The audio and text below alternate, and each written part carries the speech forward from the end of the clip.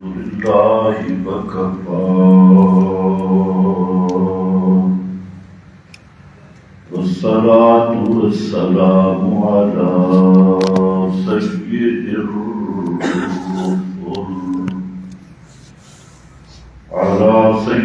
الرسل وخاتم الأنبياء.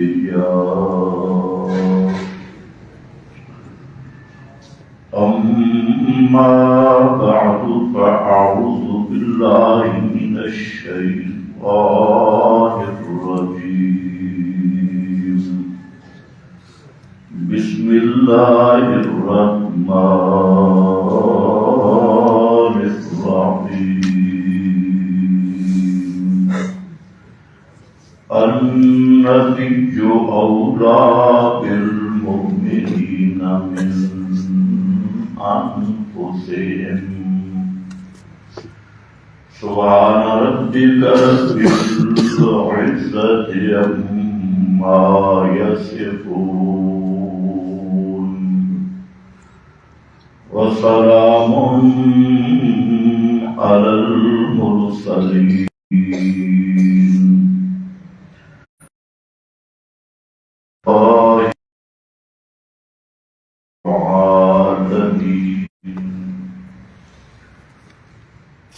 انتہائی قابل قدر بزرگ گزشتہ بیان میں آپ حضرات کے سامنے دو چیزیں ذکر کی تھی. پہلی چیز یہ کہ ایمان کی جان اور ایمان کی شرط وہ ہے محبت رسول صلی اللہ علیہ وسلم. نبی پاک صلی اللہ علیہ وسلم کی محبت کے بغیر ایمان نصیب نہیں ہو سکتا. اور یہ ایسی اٹل حقیقت ہے جس پر کتاب و سنت کے بے شمار دلائل موجود ہیں. یہی آیت جو آپ کے سامنے پڑھی کہ النبی اولی بالمؤمنین کہ پیغمبر زیادہ حق رکھتا ہے مومنوں پر من انفسہم ان کی جانوں سے بھی. یعنی پیغمبر کریم صلی اللہ علیہ وسلم کا حق اہل ایمان پر مومنوں کی جانوں سے بھی زیادہ ہے. اولا بمعنی ہے احق، اور اس احق کو نبی کریم صلی اللہ علیہ وسلم نے اس کی وضاحت کی کہ احق بمعنی ہے احق، زیادہ محبوب، زیادہ لائق محبت. بخاری میں حدیث ہے، حضرت ابو ہریرہ رضی اللہ تعالی عنہ فرماتے ہیں ان رسول اللہ صلی اللہ علیہ وسلم قال کہ رسول اللہ صلی اللہ علیہ وسلم نے فرمایا فوالذی نفسی بیدہ، قسم اس ذات کی جس کے قبضے میں میری جان ہے، لا یؤمن احدکم حتی اکون احب الیہ من والدہ وولدہ. اب یہ بھی ایک انداز ہے کہ قرآن کریم کی کلمات کی تشریح وہ خود نبی پاک صلی اللہ علیہ وسلم کے فرمان میں ہے. وہاں کا احق اس کی تفسیر کر دی حتی اکون احب الیہ، کہ اس وقت تک ایمان نصیب نہیں ہو سکتا کہ میں محمد مصطفیٰ زیادہ محبوب نہ ہو جاؤں اس آدمی کے من والد ہی اس کے والد سے وولد ہی اور اس کی اولاد سے اور دوسری روایت میں ہے بالناس سے اجمعین سب لوگوں سے.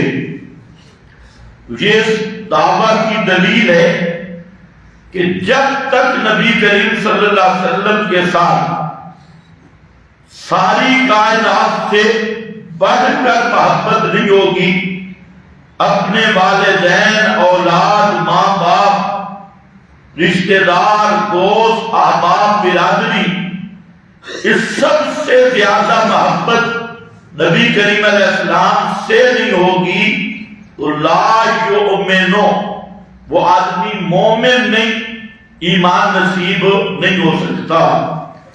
اسی طریقہ سے حضرت انس بن مالک رضی اللہ تعالیٰ عنہ، یہ بھی حدیث بخاری شریف میں ہے، فرماتے ہیں ثلاث من کن فیہ وجد حلاوۃ الایمان، تین چیزیں جس آدمی میں پائی گئی وہ ایمان کی چاشنی اور مٹھاس محسوس کرے گا. ایمان کی چاشنی اور مٹھاس یہ کیا ہے؟ عبادت میں لذت، اللہ کا ذکر کرنے میں لذت، نماز پڑھنے میں لذت، صدقہ دینے میں لذت، اللہ تعالیٰ کے دین کے لیے تکلیفیں اور مشقتیں برداشت کرنے میں لذت اور مٹھاس، آخرت کی فکر اور اللہ رب العزت کے احکام کی بجا آوری کا ذوق اور شوق، یہ ہے ایمان کی لذت اور حلاوت. اور یہ اسی کو نصیب ہوگی جس میں تین چیزیں پائی گئی. ثلاث من کن فیہ وجد حلاوۃ الایمان، پہلی چیز ہے ان یکون اللہ ورسولہ احب الیہ، کہ اللہ اور اس کے رسول کی محبت سب سے زیادہ اس کے دل میں آئی. احب الیہ مما سواہما، ہر چیز سے زیادہ اللہ کی محبت اور رسول مکرم صلی اللہ علیہ وسلم کی محبت جب دل میں آئے تو ایمانہ الا للہ، کسی کے ساتھ بھی محبت کرے تو للہ، اللہ کی رضا کے لیے، اللہ کی وجہ سے اس کے ساتھ محبت ہو. وَأَن يَكْرَهَ أَن يَعُودَ فِي الْكُفْرِ كَمَا يَكْرَهُ أَن يُقْذَفَ فِي النَّارِ، اور مسئلہ پہ اتنا مضبوط ہو کہ آگ میں جانا برداشت کر لے لیکن مسئلہ چھوڑنا برداشت نہ ہو، اپنی جان آگ کے حوالے کرنی پڑے، آگ میں چلا جائے، لیکن توحید و سنت کے مسئلے میں کوئی سستی نہ کرے اور اس کو چھوڑنے کے لیے تیار نہ ہو. ان یکونا، فرمایا یہ تین چیزیں ہیں. پہلی چیز اللہ اور اس کے رسول کے ساتھ سب سے زیادہ محبت.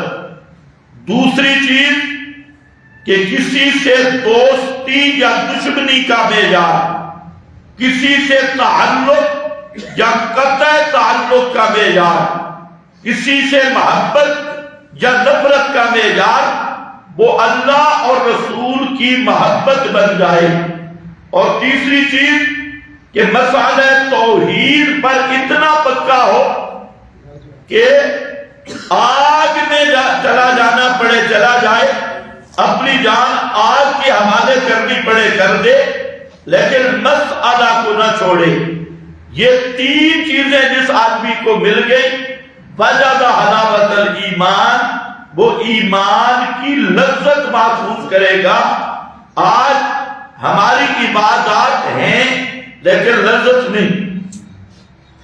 نمازیں پڑھتے ہیں بوجھ سمجھ کر، زکات اللہ کی راہ میں دینا تو دل میں بوجھ ہوتا ہے، احکام پہ عمل ہوتا ہے لیکن لذت وہ حاصل نہیں ہوتی. تو اصل جو ایمان کی لذت اور عبادات میں لذت ہے وہ ان 3 چیزوں پر موقوف ہے، جن میں پہلی چیز ہے اللہ رسول کے ساتھ سب سے زیادہ محبت کرنا. اور وہی محبت ہے کہ آدمی کفر کو اختیار نہیں کر سکتا، وہی محبت بڑی بنیاد ہے کہ آدمی مسالہ کو نہیں چھوڑ سکتا، وہی محبت بنیاد ہے کہ آدمی کے تعلقات اور آدمی کی دوستیاں، آدمی کا رہن سہن وہی محبت کا تقاضا پورا کرتا ہے.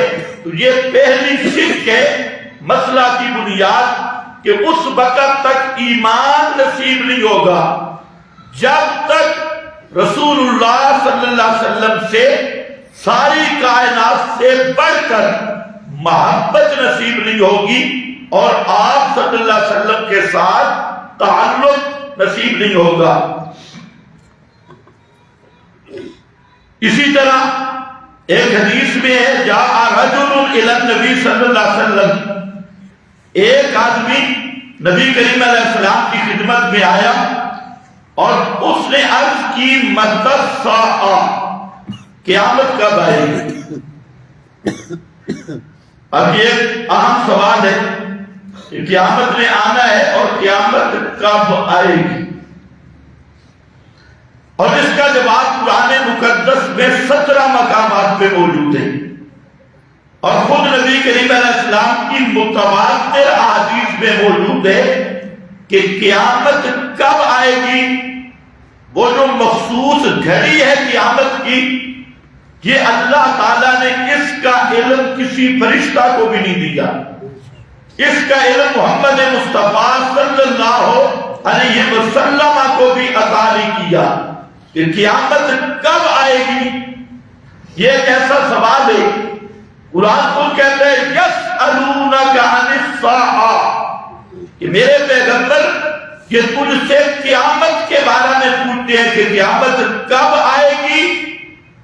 قل انما علمها عند ربی، فرما دیجئے کہ قیامت کب آئے گی اس کا علم تو صرف میرے رب کے پاس ہے، اللہ کے سوا اس علم کو کوئی بھی نہیں جانتا کہ قیامت کب آئے گی.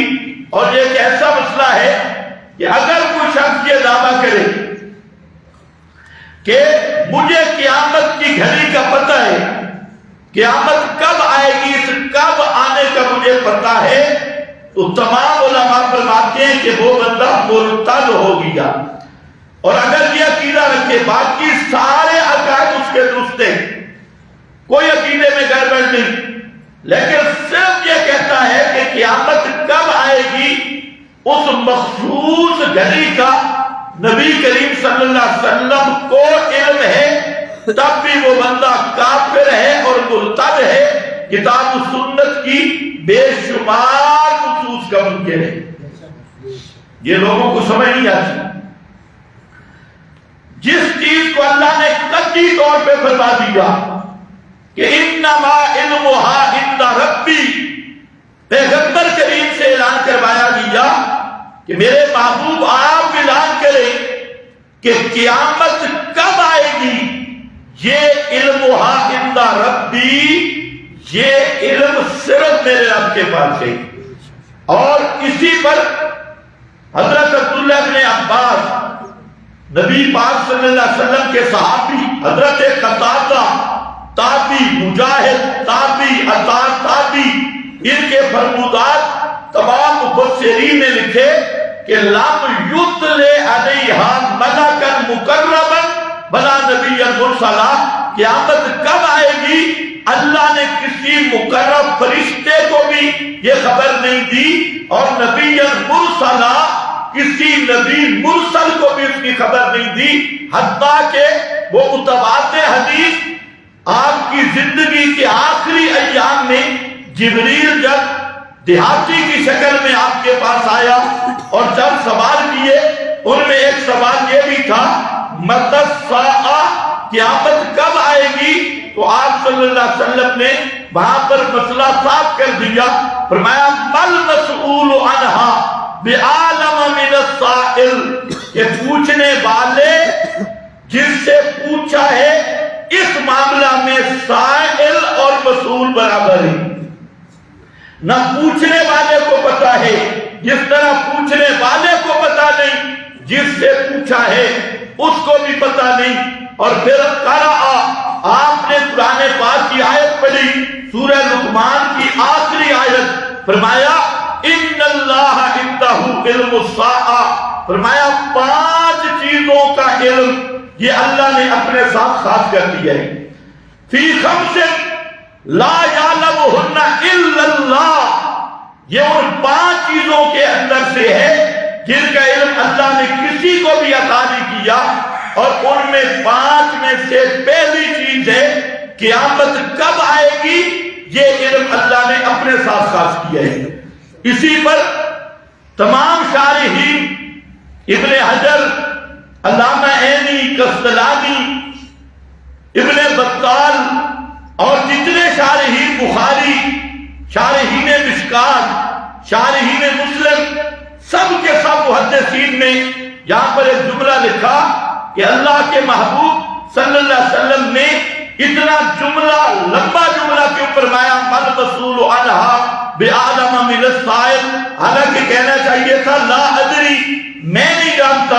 آپ نے فرمایا کہ پوچھنے والا بھی نہیں جانتا، بتان جس سے پوچھا ہے وہ بھی نہیں جانتا، سائل مسئول دونوں نہیں جانتے۔ اتنا لمبا جملہ، تو سب شارحین محدثین کہتے ہیں کہ آپ صلی اللہ علیہ وسلم کے اس کلام میں یہ نکتہ تھا کہ قیامت کا علم کب آئے گی، یہ ایسا علم ہے کہ قیامت تک کوئی سائل ہو پوچھنے والا، اور قیامت تک کسی سے پوچھا جائے نہ قیامت تک پوچھنے والے کو پتا ہوگا نہ جس سے پوچھا گیا اس کو پتا ہوگا۔ تو یہ تعمیماً نفی کرنا مقصود ہے، کسی کو پتہ نہیں۔ یہ ایک عقیدے کی بات ہے، اور عقیدے کا مسئلہ ہے کہ بعض چیزیں وہ ہیں جن کا علم صرف اللہ کے پاس ہے، اور اللہ نے نبی پاک صلی اللہ علیہ وسلم کو بھی عطا نہیں کیا۔ یہ جو ایک فرقہ واریت اور ضد بازی کا مسئلہ بن گیا، بعض لوگوں نے یہ عقیدہ رکھا کہ نبی کریم صلی اللہ علیہ وسلم کو جمی ما کان و جمی ما یکون کا علم ہے، قیامت کب آئے گی آپ کو علم ہے۔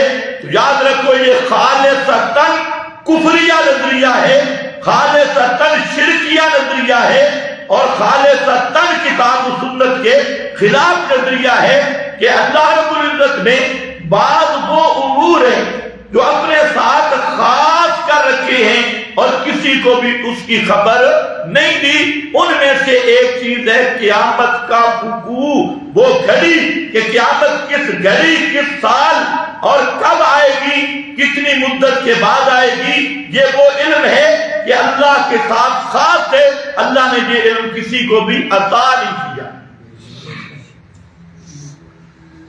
تو صحابی نے جب سوال کیا، وہاں صحابی کا لفظ تو نہیں، راجولن، لگتا ہے دیہاتی آدمی تھا، وہ آیا، اس نے کہا قیامت کب آئے گی؟ تو آپ نے یہ مسئلہ تو بار بار سمجھایا ہوا تھا کہ قیامت کا علم اللہ کے پاس ہے۔ تو آپ صلی اللہ علیہ وسلم نے جو آگے سے جواب دیا وہ سننے والا ہے۔ آپ نے ما اعددت للساعہ، قیامت کے بارے میں پوچھنے والے یہ بتا کہ قیامت کے لیے تیاری کیا کی ہے، تیاری کیا کی ہے۔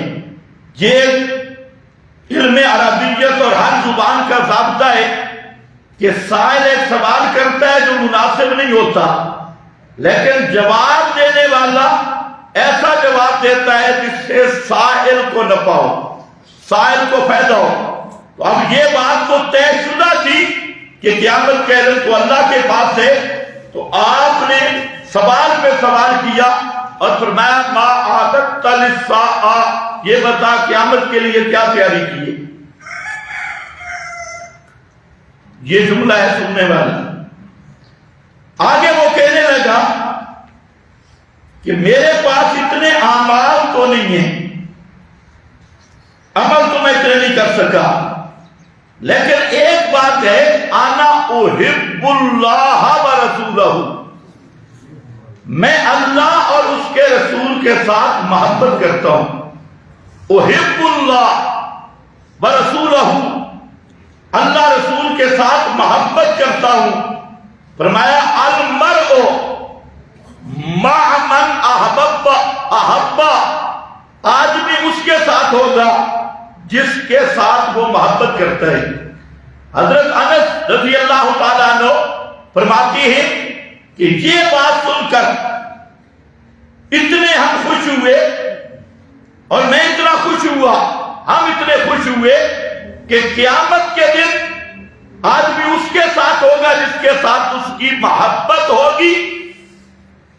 تو فرماتے ہیں کہ میں اتنا خوش ہوا اور میں نے دل میں غور و فکر کیا کہ انا احب اللہ ورسولہ وابا بکر وعمر، میں اللہ کے ساتھ بھی محبت کرتا ہوں، اللہ کے رسول کے ساتھ بھی، اور ابو بکر و عمر کے ساتھ بھی۔ تو قیامت کے دن میں اسی گروہ میں اٹھوں گا، اسی میں انہی کے ساتھ ہوں گا۔ تو فرمایا اس حدیث سے ہم اتنے خوش ہوئے، زندگی میں ہم کسی چیز سے اتنے خوش نہیں ہوئے تھے۔ لیکن محبت ہو، محبت وہ دوسرے نقطے میں عرض کروں گا، پچھلے جمعے میں کافی اس پہ بات ہوئی کہ محبت کا معیار کیا ہے۔ اسی طرح ایک حدیث میں ہے کہ ایک صحابی آپ کے پاس انتہائی غمگین ہو کے آیا، مغموم ہو کے آیا، تو آپ نے وجہ پوچھی، وہ کہتے ہیں یا رسول اللہ ایک بات ہے جو مجھے غم میں ڈال رہی ہے، پریشانی کی وجہ ہے۔ تو اب ذرا جملہ سننا، آپ نے پوچھا وہ کیا بات ہے، کیوں پریشان ہے؟ تو صحابی کہتا ہے کہ دنیا میں جب ہم غمگین ہوتے ہیں تو ہم دوڑ کے آپ کی مجلس میں آتے ہیں اور آپ کو دیکھنے سے ہمارے غم ختم ہو جاتی ہیں، ہماری پریشانیاں خوشیوں سے بدل جاتی ہیں۔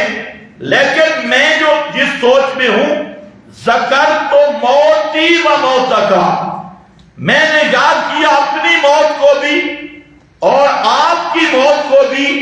جب موت آئے گی تو ظاہر بات ہے آپ تو اللہ کے نبی ہیں، آپ کا مقام تو سب سے بالا ہے، سب سے اعلیٰ ہے، اور ہم تو کمزور لوگ ہیں۔ تو قیامت کے دن یا مرنے کے بعد، موت کے بعد آپ چلے جائیں گے جنت میں، اور ہمارا درجہ وہ نہیں ہوگا مقام جو آپ کا ہوگا۔ تو اگر آپ کے ساتھ جنت میں مقام نہ ملا تو جنت کی نعمتوں کی لذت بھی نہیں ملے گی، مزہ نہیں آئے گا۔ تو ہم یہ چاہتے ہیں، اسی بات کو سوچ رہے ہیں کہ آپ جنت میں اعلیٰ مقام پہ ہوں گے اور ہمارا درجہ کم ہوگا، تو آپ سے ملاقات نہیں ہو سکے گی، آپ کی زیارت نہیں ہو سکے گی۔ تو اس چیز کی میں فکر کر رہا ہوں۔ اب ذرا آپ بھی غور کر لیں، صحابہ کو کس چیز کی فکر تھی اور ہمیں کس چیز کی فکر ہے۔ صحابہ کو کس چیز کی فکر تھی اور کس حد اور کس درجے کی نبی کریم علیہ السلام کے ساتھ محبت ہے کہ کہتے ہیں جنت میں بھی اگر پیارے پیغمبر کا دیدار نصیب نہ ہو، آپ کو دیکھ نہ سکوں، تو جنت میں بھی سکون نہیں ملے گا اور جنت کی نعمتوں کی بھی لذت نہیں مل سکتی۔ یہ ہوتی ہے اصل محبت اور اصل فکر۔ تو اللہ کے محبوب صلی اللہ علیہ وسلم ابھی بولے نہیں تھے کہ اللہ نے پہلے بتلا دیا، من یطع اللہ والرسول، جس آدمی نے اللہ اور اس کے رسول کی بات مانی، اولئک مع الذین انعم اللہ علیہم، من النبیین والصدیقین والشہداء والصالحین، ان کو بھی حسب مراتب انبیاء کی رفاقت نصیب ہوگی، صدیقین، شہداء اور صالحین کی رفاقت نصیب ہوگی۔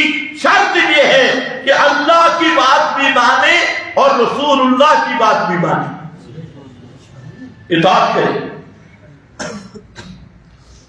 تو محبت کے بغیر ایمان نہیں، ایمان بھی نہیں، ایمان کی لذت بھی نہیں، ایمان بھی نہیں اور عبادات کا ذوق اور شوق بھی نہیں۔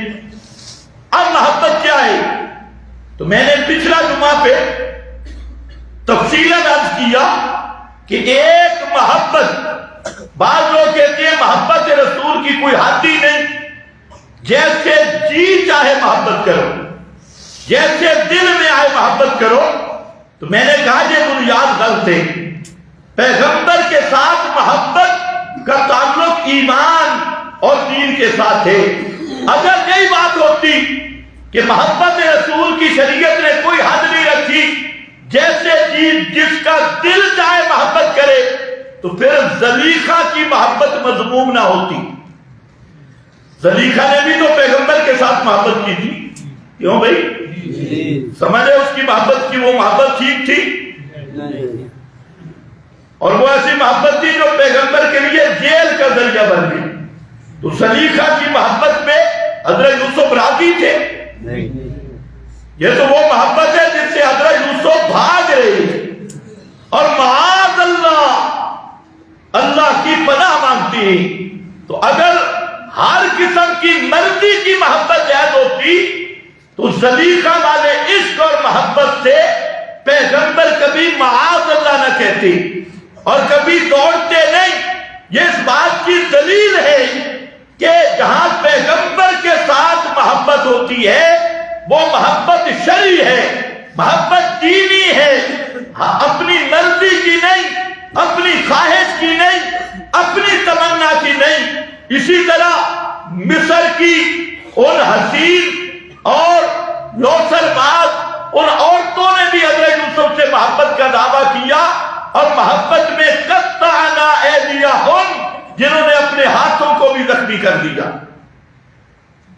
اب کوئی کہہ رہے ماشاءاللہ کتنی بڑی محبت تھی، خون بہے، خون، ان کا خون بھی لگا ہے محبت پہ، لیکن وہ محبت اللہ کے ہاں قابل قدر تھی۔ حضرت یوسف کو بھی وہ محبت قبول نہ ہوئی، اللہ کو بھی وہ محبت قبول نہ ہوئی۔ اس بات میرے دعویٰ کی دلیل ہے کہ محبت رسول خواہش نفس کے مطابق نہیں ہو سکتی، اپنی ہوا اپنے من چاہے کے ساتھ نہیں ہو سکتی۔ آج جتنا جھگڑا ہے یہی ہے، ہم کہتے ہیں پیغمبر کے ساتھ محبت یہ ایک شرعی تقاضا ہے، ایمانی تقاضا ہے، اللہ اور رسول کا حکم ہے، اس لیے اللہ اور رسول کے حکم کو شرعی تقاضوں کے ساتھ پورا کیا جائے گا۔ یہ نہیں کہ جیسے میرا دل کرے، یہ نہیں کہ جیسے ملا اور پیر کا دل کرے، یہ نہیں کہ کسی کی اکابر کی سوچ ہو، نہیں، یہ خالص دینی مسئلہ ہے۔ تو اللہ نے محبت رسول کا خود معیار مقرر کیا ہے۔ اللہ کرے آپ کو یہ نقطہ سمجھ آئے۔ آج اکثر لوگ اسی لیے گمراہ ہیں، وہ کہتے ہیں یار عشق تے پوچھ کے، محبت تے پوچھ کے، پوچھ کر محبت کی بھی کوئی حد ہوتی ہے، عشق کا بھی کوئی حد ہوتی ہے، اور یہ ہمیں پابند کرتے ہیں اس پیغمبر کے ساتھ محبت کرو، تو اس کے لیے پابندیاں ہیں، اس کے لیے شرائط ہیں۔ تو میں نے کہا میرا بھائی یہ قرآن ہے، اللہ نے نصارہ کا ذکر کیا، عیسائیوں کا، انہوں نے حضرت عیسیٰ سے محبت کی، یہودیوں نے حضرت عزیر سے محبت کی، اور محبت اپنی خواہش والی، نتیجہ کیا نکلا؟ میں عرض کر چکا ہوں کہ قیامت کے دن حضرت عیسیٰ پر کیس کروا دیا، انت قلت للناس اتخذونی و امی الہین من دون اللہ۔ تو ہر محبت قابل قبول نہیں، پیغمبر کے ساتھ محبت کے دو معیار ہیں. ایک اللہ کے رسول نے خود متعین کر دیا اور آپ نے فرمایا من احیا سنتی، ایک حدیث. دوسری میں من احب سنتی. اور لوگوں میرے ساتھ محبت کے معیار کا پہلا رکن ہے میری بات ماننا. جس آدمی نے میری سنت کو زندہ کیا، جس آدمی نے میری سنت کو اپنا لیا، فقط احبنی، اس آدمی نے میرے ساتھ محبت کی جس نے میری سنت کو زندہ کیا اور سنت کے ساتھ محبت کی. اب وہ سنت کیا ہے یہ بھی ذہن میں رہے. ایک ہے جو مولوی آپ کو بتاتے ہیں سنت، ایک ہے جو قرآن نے بتائی سنت.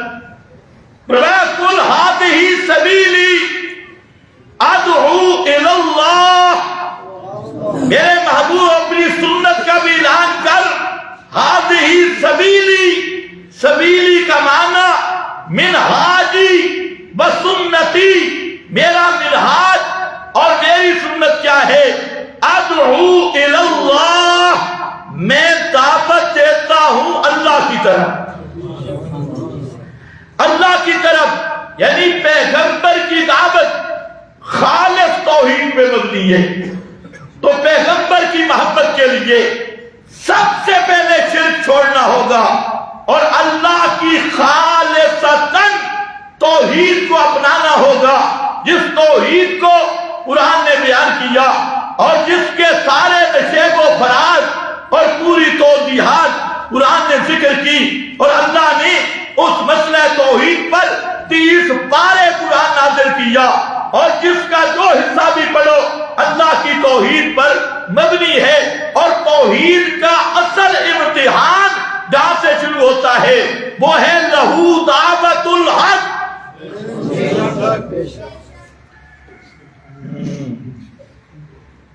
لہو دعوت الحق. میں کہتا ہوں خدا کی قسم جو آدمی اس آیت کو سمجھ کے مان لینا اس نے پورے قرآن کے مقصود پہ عمل کر لیا. لیکن آج کل کئی لوگ یہ بینروں پہ لکھتے ہیں لہو دعوت الحق، جلسوں میں بھی عنوان ہوتے ہیں لہو دعوت الحق، لیکن سمجھتے کچھ بھی نہیں لہو دعوت الحق میں کیا ہے. لہو دعوت الحق سور و پکار کے لائق ہونا یہ صرف اللہ کا خاصہ ہے. اللہ کے سوا کوئی سور و پکار کے لائق نہیں. ہذہ سبیلی، یہ ہے سنت، یہ ہے پیغمبر کی دعوت کہ کوئی پیغمبر بھی پکارے نہیں سنتا، کوئی ولی بھی پکارے نہیں سنتا، کوئی زندہ کوئی مردہ ما فوق الاسباب پکارے سننے والا نہیں. پکارے سننا لہو یہ صرف رب کا خاصہ ہے، اللہ کے سوا کوئی بھی پکارے سننے والا نہیں ہے. بے شک. اب یہ وہ مقام ہے جس پہ اکثر فیل ہو جاتی اور یہ ہے اصل محبت رسول کا معیار. اس توحید پہ ڈٹ جانا، اس پہ پک جانا، لہو دعوت الحق پہ ڈٹنا یہ پہلا حصہ ہے اس آیت کا. اور اس آیت میں 3 چیزیں ذکر کی. پہلا حصہ لہو دعوت الحق، اور لوگوں پکار کے لائق ہونا صرف اللہ کا خاصہ ہے.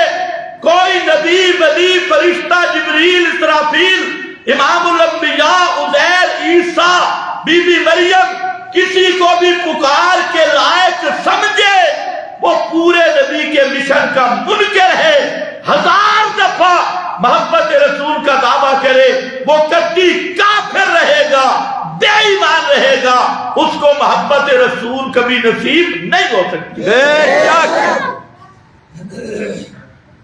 مشرک محب رسول نہیں ہوتا بے شک جتنا بھی دعویٰ کرے. ادھر تو ہے من احب سنتی، مشن کے ساتھ محبت، پیغمبر کے منہاج کے ساتھ محبت، پیغمبر کی دعوت کے ساتھ محبت، لہو دعوت الحق۔ اگلا حصہ اس میں دلیل دی، اور دلیل بھی بڑی عجیب، وَالَّذِينَ يَدْعُونَ مِن دُونِهِ لَا يَسْتَجِيبُونَ لَهُم بِشَيْءٍ، وہ ہستیاں جن کو مشرک پکارتے ہیں، من دونہ اللہ کے سوا، لا يَسْتَجِيبُونَ لَهُم بِشَيْءٍ، وہ ذرا بھی ان کو جواب نہیں دے سکتے، بِشَيْءٍ کچھ جتنا جواب، ذرا بھی جواب نہیں دے سکتے۔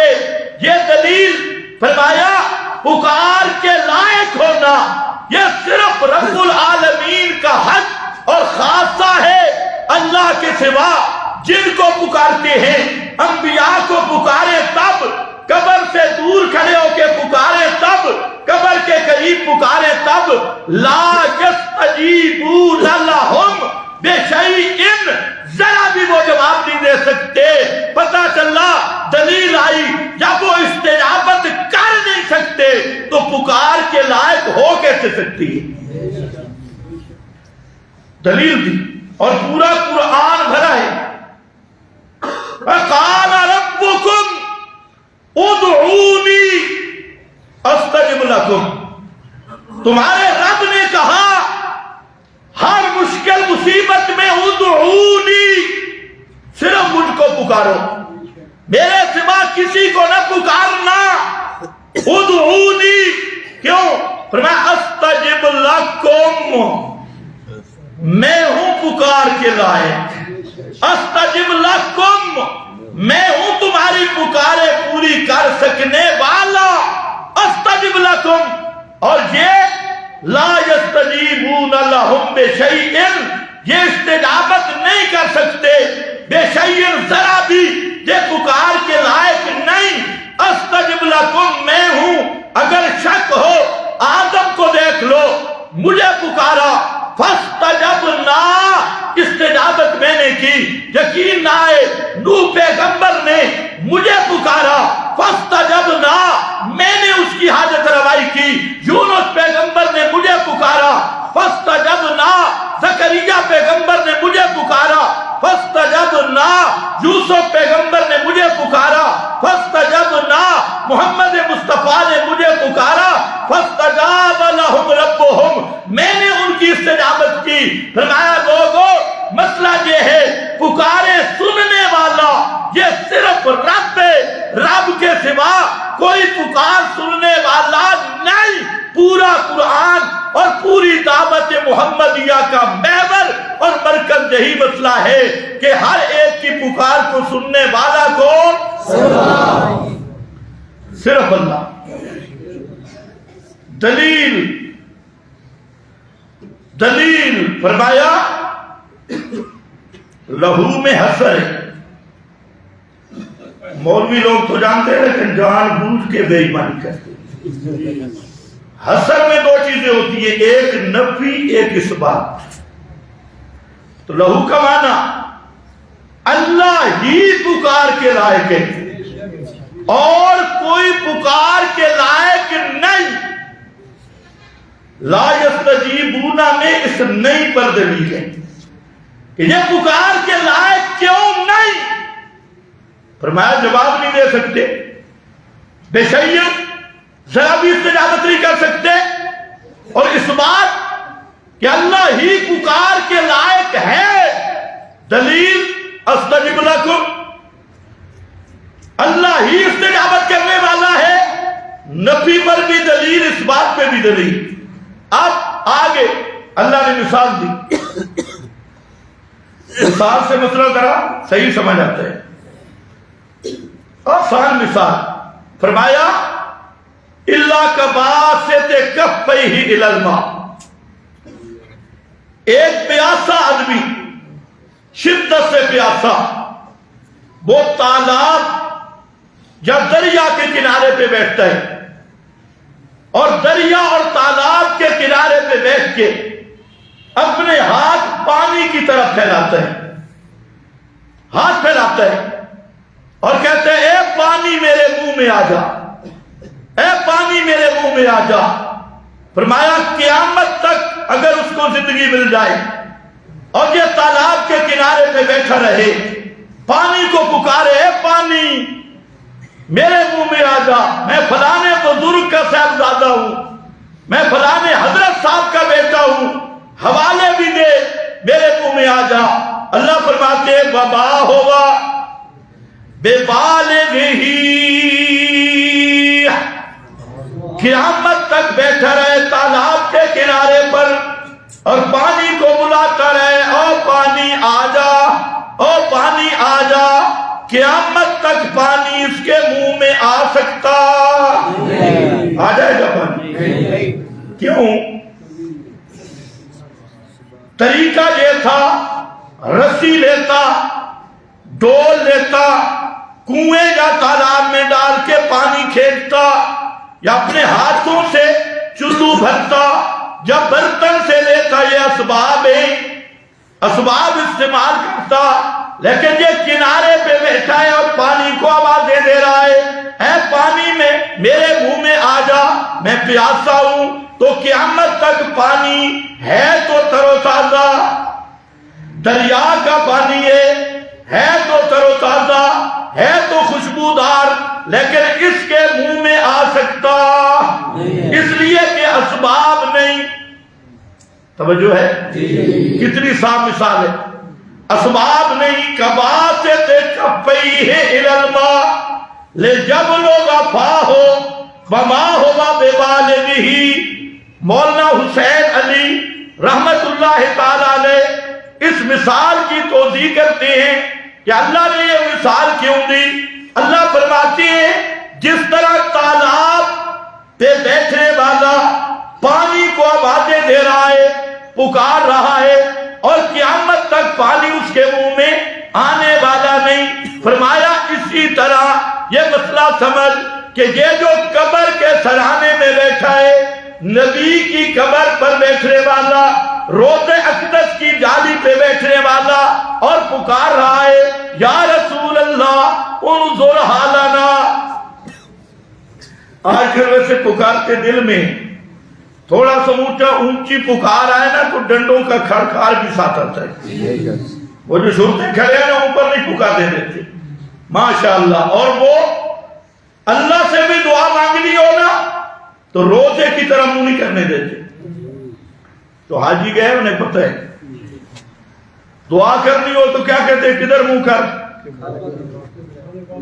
تو جب کعبہ کی طرح منہ ہوتا ہے تو روزہ کی طرح پیٹھ ہوتی ہے۔ یہ بھی آپ کو پتہ ہوگا۔ وہ ڈنڈے والی سرکار جو کھڑی ہے، بڑی تکلیف ہے آج پوری دنیا میں ہل چل ہے مشرکوں کی کہ کسی طرح ان مباحدوں کی حکومت ختم ہو جائے اور کعبۃ اللہ اور مسجد نبوی پہ ہمارا قبضہ ہو۔ لیکن سن لو یہود و نصارہ کے ایجنٹوں، یہ اللہ کا فیصلہ ہے، قیامت تک انشاءاللہ یہ روزہ بھی تم سے محفوظ رہے گا، کعبۃ اللہ بھی تم سے محفوظ رہے گا۔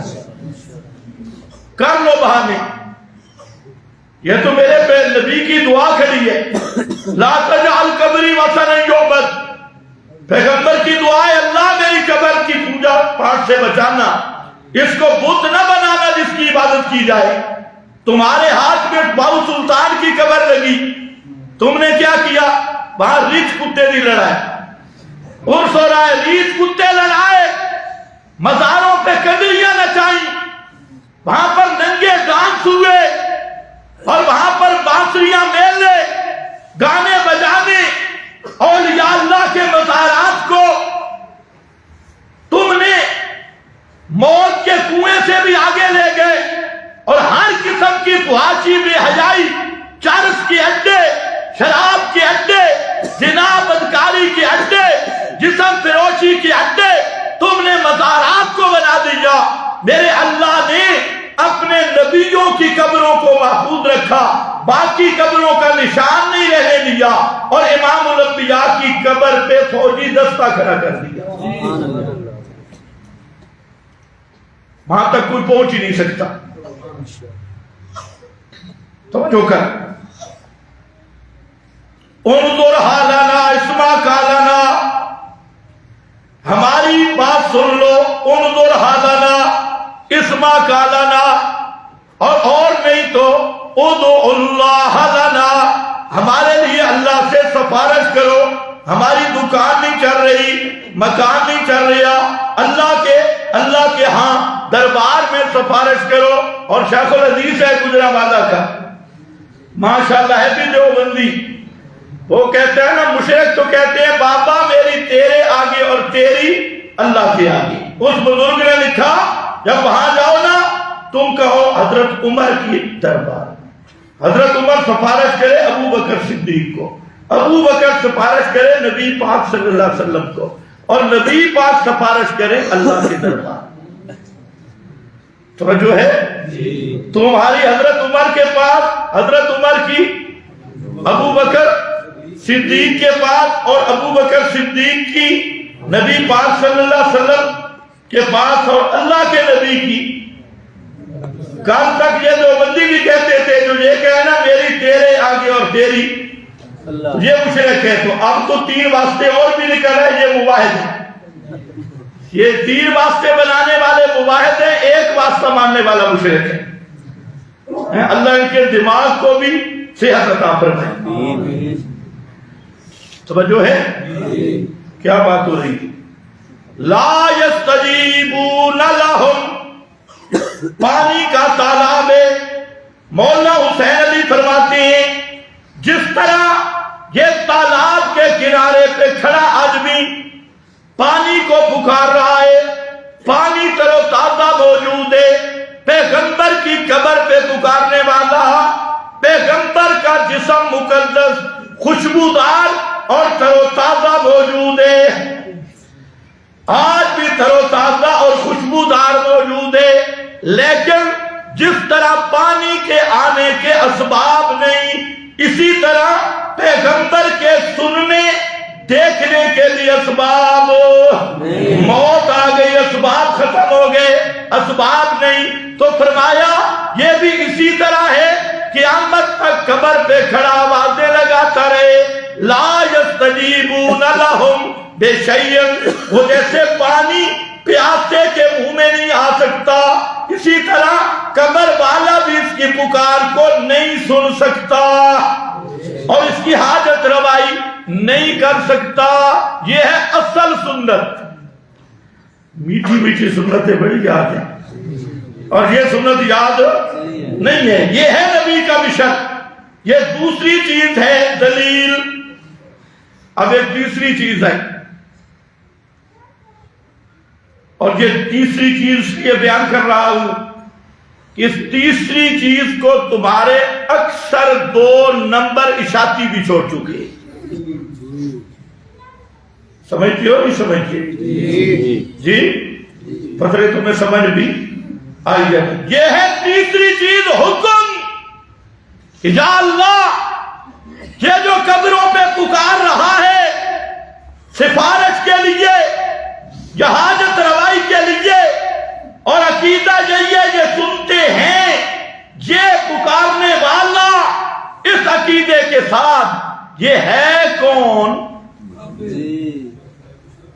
یہ ہے کون؟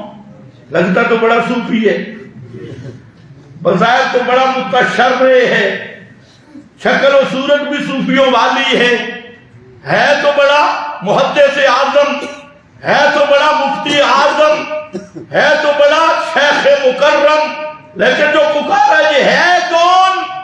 اب ذرا سننا ہے قرآن کیا کہتے ہیں وہ کون ہے، اور یہ یاد رکھو علماء بھی سنیں کہ جہاں جب ایک دفعہ ذکر ہو جائے دوبارہ ضمیر لوٹائی جاتی ہے، جہاں ضمیر نے اس میں ظاہر آیا یہی بتانے کے لیے اللہ فرماتے ہیں وَمَا دُعَاءُ الْكَافِرِينَ،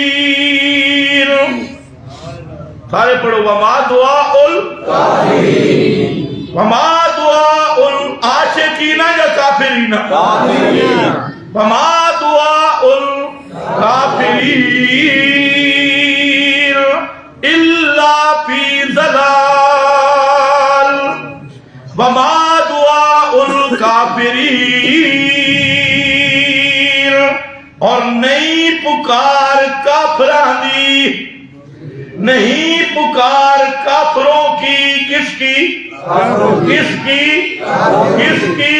یا اللہ کون یہ قبر پہ پکارنے والا، اندل قبر پکارنے والا یہ کون ہے؟ بعید از قبر پکارنے والا یہ کون ہے؟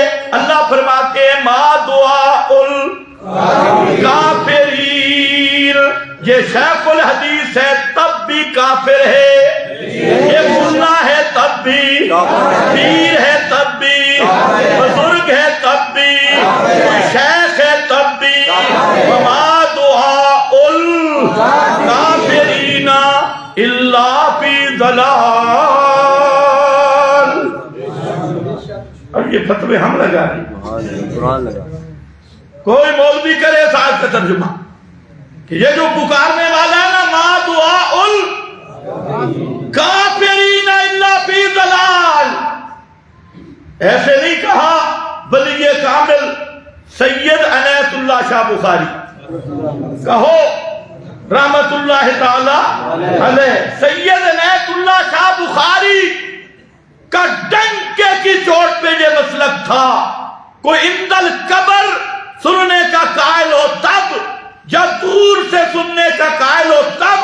حضرت شاہ صاحب فرماتے تھے جو قبر کے پاس سے سننے کا قائل ہو وہ بھی کافر ہے، جو دور سے سننے کا قائل ہو وہ بھی کافر ہے۔ یہ کس کا مسلک ہے؟ اونچے بولو کس کا مسلک ہے؟ اور اونچا کہو کس کا مسلک ہے؟ پھر کہو سید عنایت اللہ شاہ، سید عنایت اللہ شاہ، سید عنایت اللہ شاہ۔ اور شاہ صاحب نے لکھا یہ صرف میرا نہیں، میرا فتویٰ نہیں، جو سماع موتا کا قائل ہے، حضرت شاہ صاحب نے لکھا قرآن اسے مشرک کہتا ہے۔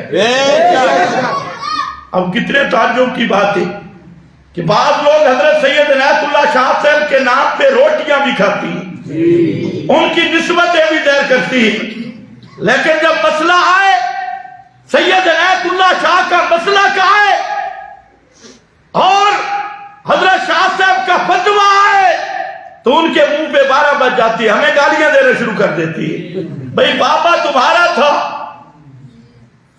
تم کہتے ہو ہمارا بابا بھی ہے، روٹیاں تم کھا رہے ہو، نسبت شاہی سے ٹکڑے تم وصول کرتے ہو، ہم تو اتنا کہتے ہیں خدا کے لیے جس سید عنایت اللہ شاہ صاحب کا نام بیچ رہے ہو اسی شاہ صاحب کا فتویٰ بھی سنا، اور اگر جرأت ہے تو کہو، اگر تمہارے اندر امانت دیانت ہے تو کہو کہ سید عنایت اللہ شاہ کا یہ مسلک نہیں تھا، شاہ صاحب نے یہ نہیں کہا، اور اگر حضرت شاہ صاحب کا یہی فتویٰ تھا اور ہے تو کم از کم بڑے ادب کے ساتھ کہوں گا کہ یا شاہ صاحب عنایت اللہ شاہ صاحب کا نام لینا چھوڑ دو یا پھر حضرت شاہ صاحب کا فتویٰ بیان کرو۔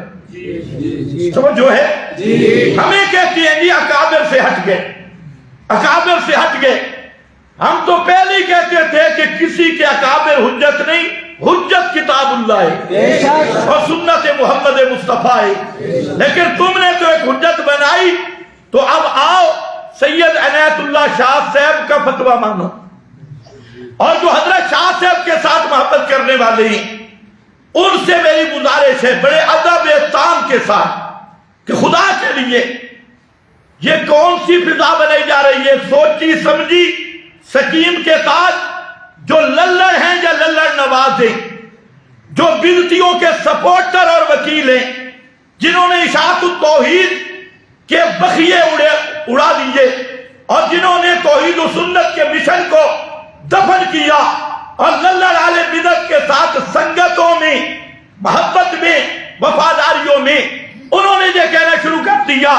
کہ ہم تو جناب جو اندر قبر قائل ہیں ہم انہیں بھی پکا مومن ولی اللہ سمجھتی ہیں، جو سما کے قائل ہیں ہم انہیں بھی کچھ نہیں کہتے۔ تو میری صرف ان سے گزارش ہے جو سید عنایت اللہ شاہ صاحب کا نام بیچنے والے ہیں، ان کے نام کے نیچے گروہ بازی بنانے والے ہیں، اختلاف اپنے مقام پہ، اگر تم میں امانت دیانت ہے خدا کے لیے عوام کو یہ بتاؤ تو تھئی نا کہ سید عنایت اللہ شاہ صاحب کا مسلک تھا کیا وہ قائلین سبا کو کافر کہتے تھے یا نہیں کہتے تھے؟ ان سے پوچھو، اگر جرأت ہے تو کہو نہیں کہتے تھے۔ اور یہ بھی یاد رکھو، بعض لوگ اشاعت التوحید کا ایک فیصلہ ذکر کرتی ہیں اپنے طالب علموں کو دکھانے کے لیے کہ وہاں ایک فیصلہ لکھا ہے جو عند القبر سما کا قائل ہے ہم اسے کافر نہیں کہتے۔ یہ بات ذہن نشین ہونی چاہیے۔ پہلی بات یہ ہے کہ جہاں عند القبر کا لفظ مبہم ہے، یا خلق عادت کی کوئی تفریق نہیں، اس فیصلہ اسی لیے مبہم تھا، یہ فیصلہ اس میں عادت خلق عادت کا فرق نہیں تھا۔ تو اس کے بعد اشاعت التوحید و سنہ کا ایک فیصلہ خود موجود ہے جس میں کس کو کافر نہیں کہتے، وہاں پر صاف لکھا ہے جو خرقا للعادہ بے مشیت اللہ سننے کا قائل ہے اس کو ہم کافر نہیں کہتے۔ کیا مطلب؟ جو آدمی خرقا للعادہ بے مشیت اللہ، یعنی اگر اللہ کوئی بات چاہے سنا دے، اگر کسی کا یہ نظریہ ہے ہم اسے کافر نہیں کہتے۔ تو ہم نے کب انکار کیا؟ ہم تو کہتے ہیں کہ اللہ چاہے مردے کے اجزاء بکھر جائیں فضاؤں میں، حتیٰ کہ اس کے اجزاء ریزہ ریزہ ہو کے پوری دنیا میں بکھر جائیں۔ اگر رب چاہے تو ریت کے اور جسم کے ان ذروں کو بھی سنا سکتا ہے۔ اس کا انکار کس نے کیا؟ اس لیے یہ اچھی طرح سن لو، بعض حضرات کہتے ہیں شاہ توحید کے دستور میں، ان کو یہ یاد رکھنا چاہیے کہ وہ دستور والا فتویٰ بالکل مبہم ہے، باخر کی عادت یا عادت کا کوئی لفظ نہیں، اور اسی کی وضاحت کی گئی بعد میں شاہ توحید کے مقننہ کے فیصلہ میں۔ اور وہاں یہی جو کہتے ہیں عند القبر سما کے قائل کو ہم کافر نہیں کہتے، وہ کون سے سما کا قائل؟ جو خرقا للعادہ بے مشیت اللہ سما کا قائل ہے اس کو ہم کافر نہیں کہتے، ہم بھی اسے کافر نہیں کہتے۔ لیکن جو عادتاً سما کا قائل ہے، چاہے قبر کے اوپر چاہے دور، تو اس کے کافر ہونے میں کوئی شبہ نہیں۔ اور یہ شاہ توحید کی مقننہ کا فیصلہ موجود ہے۔ توجہ ہے؟ وَمَا دُعَاءُ الْكَافِرِينَ، سارے پڑھو، مَا دُعَاءُ الْكَافِرِينَ إِلَّا فِي ضَلَالٍ۔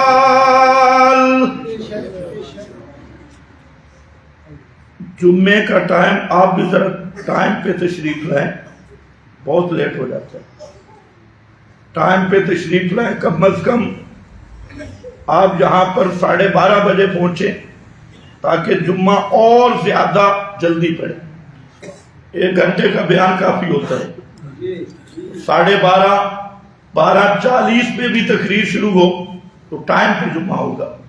جمعہ بہت لیٹ ہو جاتا ہے، ہمیں بھی اس کا احساس ہے، لیکن آپ لیٹ ہوتی ہے۔ آپ وقت تو تھوڑا ہوتا ہے، دن بھی کم ہے، آپ ٹائم پہ تشریف لائیں اور مسلسل تشریف لائیں۔ کئی ساتھی ہوتے ہیں وہ کہتے ہیں ہم گھروں میں بیٹھ کے سن لیتے ہیں۔ بھئی گھروں میں بیٹھ کے تو تم سنتے ہو، یہاں